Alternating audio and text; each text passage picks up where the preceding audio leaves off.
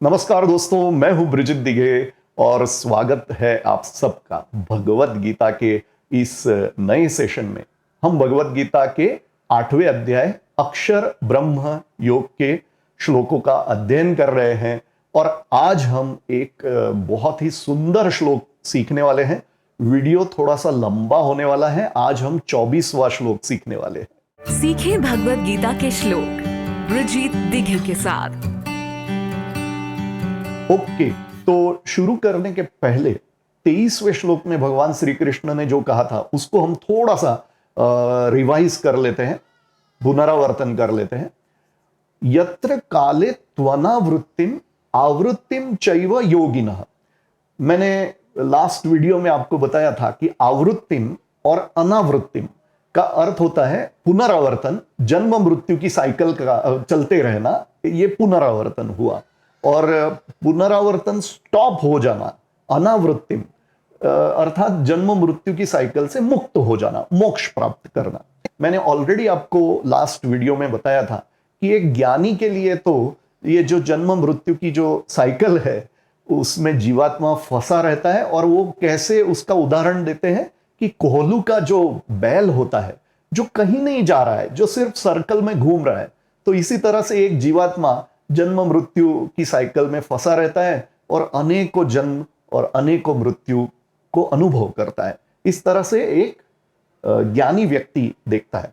तो कौन से काल में शरीर छोड़ने से पुनरावर्तन स्टॉप हो जाता है, मोक्ष मिलता है, और कौन से काल में शरीर छोड़ने से पुनरावर्तन जारी रहता है, चालू रहता है, तो ये सब भगवान श्री कृष्ण अब समझाने वाले हैं। ऑफ कोर्स प्लीज ये याद रखिए कि मैं सिर्फ अपनी समझ के अनुसार ही आपको ये बता रहा हूं। मैं खुद भी एक साधक ही हूं, स्टूडेंट ही हूं, और मैं कोई एक्सपर्ट नहीं हूं। तो अब हम 24वें श्लोक का उच्चारण सीखते हैं।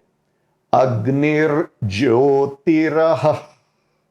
शुक्लः। अग्निर्ज्योतिरः, ये जो एक पहला ही जो शब्द है, ये अग्नि ही, ज्योति ही, अहह, इतने 3 शब्दों की संधि से बना है। कौन कौन से 3 शब्द? अग्नि ही, ज्योति ही, अहह। ह के बाद विसर्ग है, इसलिए अहह ऐसे उच्चारण कर रहे हैं। अग्निर्ज्योतिरः शुक्लः षण्मासा उत्तरायणम। अब ये बहुत ही सुंदर शब्द है, उत्तरायणम। तो अर्थ समझाता हूं, तब आपको पता चलेगा कि इसका कितना बढ़िया अर्थ है। ठीक है, षण्मासा उत्तरायणम। 2 बार उच्चारण कर लेते हैं पहली लाइन का। चलो, अग्निर्ज्योतिरः शुक्लः षण्मासा उत्तरायणम। अग्निर्ज्योतिरः शुक्लः षण्मासा उत्तरायणम। दूसरी लाइन पर चलते हैं। तत्र प्रयाता गच्छन्ति ब्रह्म ब्रह्मविदो जनाः।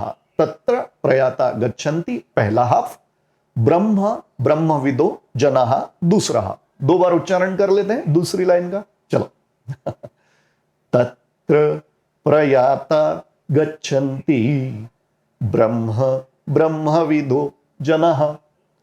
तत्र प्रयाता गच्छन्ति ब्रह्म ब्रह्मविदो जनाः। हम इस 24वें श्लोक का एक बार पुनरावर्तन करते हैं। चलो, अग्निर्ज्योतिरः शुक्लः षण्मासा उत्तरायणम। तत्र प्रयाता गच्छन्ति ब्रह्म ब्रह्मविदो जनाः। तो सबसे पहली बात तो आपको ये याद रखनी चाहिए कि एक ज्ञानी व्यक्ति मृत्यु को कैसे देखता है और एक संसारी व्यक्ति है, आप, मैं, हम सारे जो संसारी है, वो मृत्यु को कैसे देखते हैं, इसमें आसमान जमीन का फर्क है। तो सबसे पहले कंसेप्चुअल क्लैरिटी तो यहां पर होनी चाहिए। दूसरी बात, एक संसारी व्यक्ति उसकी चेतना बहिर्मुखी होती है, अर्थात अपने जो सुख का जो सुख की जो तलाश है, सुख का जो सर्च है, वो एक संसारी व्यक्ति अपने से बाहर करते रहता है, उसकी चेतना बहिर्मुखी होती है। एक ज्ञानी, उसे ये पता चल जाता है कि सुख का जो स्रोत है, सोर्स है, सुख का जो कारण है वो अपने भीतर है, और इसलिए एक ज्ञानी की जो चेतना होती है वो अंतर्मुखी हो जाती है। तो ये सबसे बड़ा डिफरेंस है, फर्क है, ठीक है। अच्छा, एक और बात, ज्ञानी व्यक्ति के लिए उसका देह भाव जो है, अर्थात मैं ये शरीर हूं, ये भाव, मैं ये देह हूं, ये जो भाव है, ये ज्ञानी व्यक्ति ने अपनी साधना के द्वारा, अपनी अंडरस्टैंडिंग के द्वारा, ज्ञान के द्वारा इस भाव को खुद से छोड़ दिया होता है। इसका मतलब ये नहीं है कि एक ज्ञानी व्यक्ति सुसाइडल टेंडेंसी का होता है, ऐसी बात नहीं मैं बता रहा हूं। अपने शरीर को एक ज्ञानी व्यक्ति एक कपड़े की तरह, जैसे हम कपड़े पहनते हैं ना, उस तरह देखता है। भगवान श्री कृष्ण ने दूसरे अध्याय में कहा है ना, वासांसि जीर्णानि यथा विहाय, ये जो श्लोक है। तो अपने शरीर को भी एक ज्ञानी व्यक्ति कपड़ों की तरह से ही देखने लगता है। तो एक सांसारिक व्यक्ति के लिए मृत्यु भय का कारण हो सकता है, दुख का कारण हो सकता है। किसी और की मृत्यु होती तो दुखी होता है, या खुद की मृत्यु से हमें डर लगता रहता है।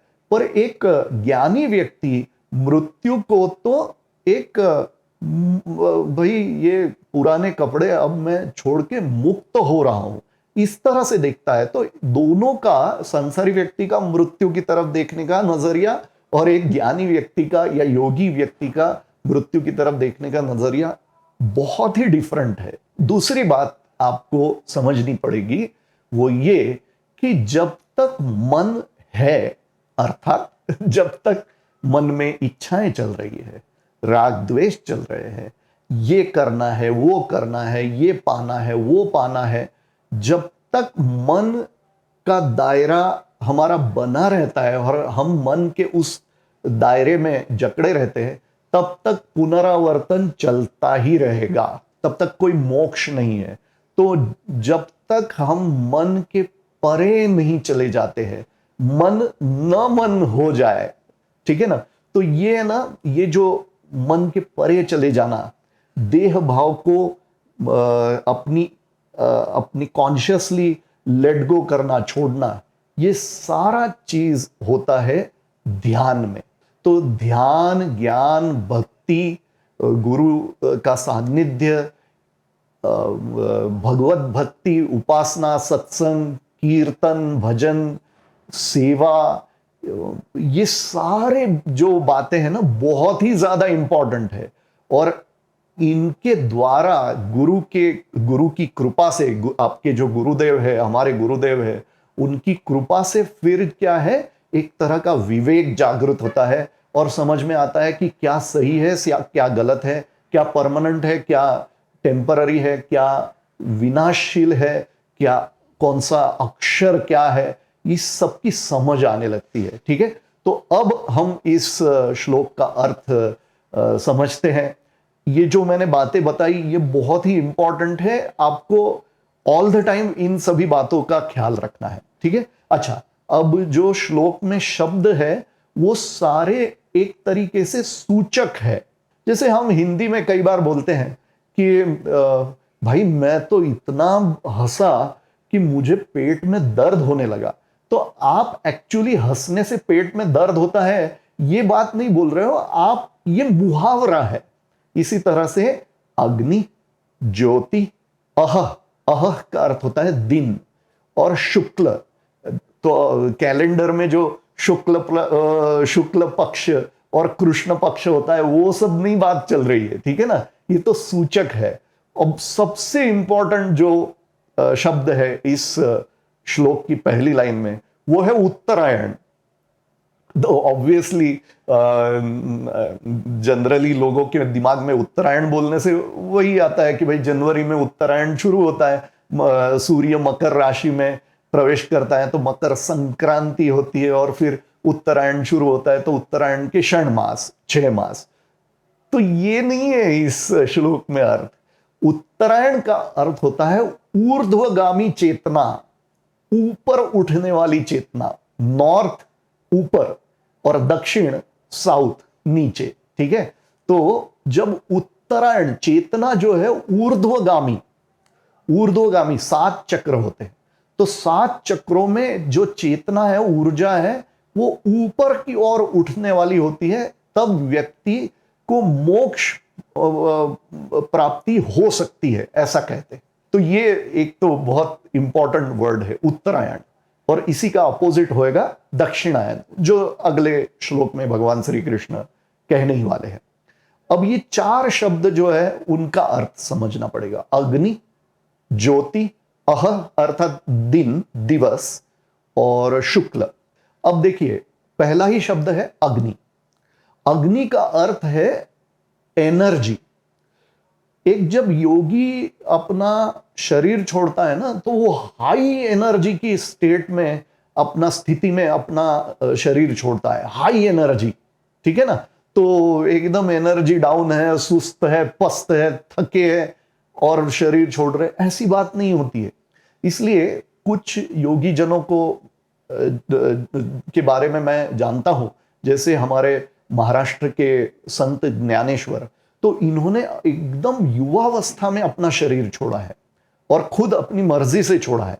तो ये एकदम हाई एनर्जी वाली बात है, उसको बताने के लिए अग्नि, ठीक है। उसके बाद ज्योति। अब ज्योति जो है, देखिए अग्नि की पूजा हम करते हैं, पर घर में दिए लगा लगा के हम लोग पूजाएं करते हैं। तो जब अग्नि का ज्योति स्वरूप में जो स्वरूप है उसकी हमेशा पूजा होती है, तो घर में आप आग लगा के पूजा नहीं करते हैं, ज्योति दिए लगा के पूजा करते हैं। और दिए की लौ जो होती है, जैसे मोमबत्ती आपने जलाई और मोमबत्ती को आप उल्टा कर लोगे तो भी लौ जो है, जो ज्योति है, वो ऊपर की ओर होती है। और ज्योति देखिए हमेशा सौम्य होती है। अग्नि ज्योति अह का अर्थ होता है दिन। अब दिन का अर्थ क्या है? प्रकाश। प्रकाश का अर्थ है क्लैरिटी। क्या सही है, क्या गलत है, क्या परमानेंट है, क्या टेम्पररी है, कहां अटेंशन ध्यान देना है, कहां नहीं देना, ये इस विवेक का उदय हो जाना ही दिन है। देखिए जब अंधेरा है तब आप चलने लगोगे तो ठोकर लगने का चांस है, पॉसिबिलिटी है। दिन में जब उजाला है, प्रकाश है, तो तब आप कैसे, आपको ठोकर नहीं लग सकती है, ठीक है ना। प्रकाश का अर्थ एक दिव्यता, ये भी लेना चाहिए, ठीक है ना। अह के बहुत सारे अर्थ हो सकते हैं, ठीक है। तो अह और शुक्ल, शुक्ल का अर्थ होता है कि जहां रेस्टलेसनेस नहीं, शीतलता, एक बिल्कुल जो ताप या जैसे ज्वर कहते हैं, कहीं जाना है, कहीं पाना है, कुछ करना है, ये सारा नहीं। एक तरह से एक पूर्णता का है, कंटेंटमेंट, पूर्णता, फुल सेटिस्फैक्शन का जो अनुभव है, उसे कहेंगे शुक्ल। तो ये 4 शब्दों के अर्थ मुझे जिस तरह से, मैंने जिस तरह से समझे वो मैंने आपको बताया। इसी तरह उत्तरायण जो शब्द है उसका अर्थ मैंने आपको बताया। तो अब जो है सेकंड लाइन, तत्र प्रयाता गच्छन्ति ब्रह्म ब्रह्मविदो जनाः, जो योगी जन है, जो ब्रह्मविद है, जो ब्रह्म के तत्व को, इस जीवन के तत्व को, जो सत्य को जानने वाले जो योगी जन है, वो जब इस तरह से प्रयाण करते हैं, उनकी ऊर्जा जो है ऊर्ध्व, ऊपर की ओर उठने वाली, और जो 7वां चक्र सहस्रार चक्र में ऊर्जा पहुंच चुकी है, तब वो क्या है, परमात्मा तत्व में विलीन हो जाते हैं। और वो जो अनुभव है वो बिल्कुल परम आनंद का अनुभव रहता है योगी जनों के लिए, ज्ञानी जनों के लिए, ठीक है ना। ऑफ कोर्स जितना मैंने अभी आपको ये बताया है ये बहुत थोड़ा है, ठीक है, इसमें बहुत गहराई है और हमारे गुरुदेव के जैसे किसी ज्ञानी व्यक्ति के साथ मिलके या उनके मार्गदर्शन में ही ये सब सीखना चाहिए, ठीक है। तो आज के हम इस 24वें श्लोक का 2 बार पुनरावर्तन करते हैं, भाव से गाते हैं, समझ समझ के कितना समझना है, ठीक है ना, भाव से, भक्ति से, श्रद्धा से गाना है। अग्निर्ज्योतिरः शुक्लः षण्मासा उत्तरायणम् तत्र प्रयाता गच्छन्ति ब्रह्मविदो जनः।